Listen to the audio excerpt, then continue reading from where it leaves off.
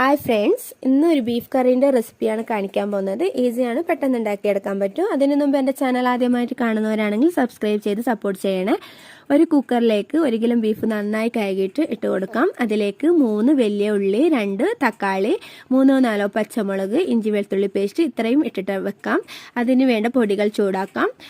1.5 table spoon മുളകും പൊടി, 3 table spoon മല്ലിപ്പൊടി, 2-3 table spoon beef masala, 1 table spoon ഉലുവ, 1.5 ടേബിൾ സ്പൂൺ പെരുംജീരകം ഇത്ര ഇട്ടിട്ട് നല്ലോണം നമുക്ക് ചൂടാക്കി എടുത്തിട്ട് ഈ ഇറച്ചിയിലേക്ക് ഇട്ട് കൊടുക്കാം. പിന്നെ 1 ടേബിൾ സ്പൂൺ കുരുമുളക് പൊടിയും 1 ടേബിൾ സ്പൂൺ മഞ്ഞൾപ്പൊടിയും ആവശ്യത്തിനുള്ള ഉപ്പും ഇട്ടിട്ട് നല്ലോണം ഒന്ന് ഇളക്കി മിക്സ് ആക്കിയിട്ട് നമുക്ക് ആവശ്യത്തിനുള്ള വെള്ളം ഒഴിച്ചിട്ട് കുക്കറിൽ 5-6 വിസിൽ കൊടുത്ത് വേവിച്ചെടുക്കാം. അത് വെന്ത് വരുമ്പോഴത്തേക്കും ഒരു പാത്രത്തിലേക്ക് വെളിച്ചെണ്ണ ഒഴിച്ച് കൊടുത്തിട്ട് ഉള്ളി ഒന്ന് കരിയാപ്പിലയും നല്ലോണം ഒന്ന് മൂപ്പിച്ചെടുക്കാം. അതിലേക്ക് വേവിച്ച് വെച്ച ബീഫ് ഒഴിച്ച് കൊടുത്താൽ ടേസ്റ്റി ആയിട്ടുള്ള ബീഫ് കറി കഴിക്കാം.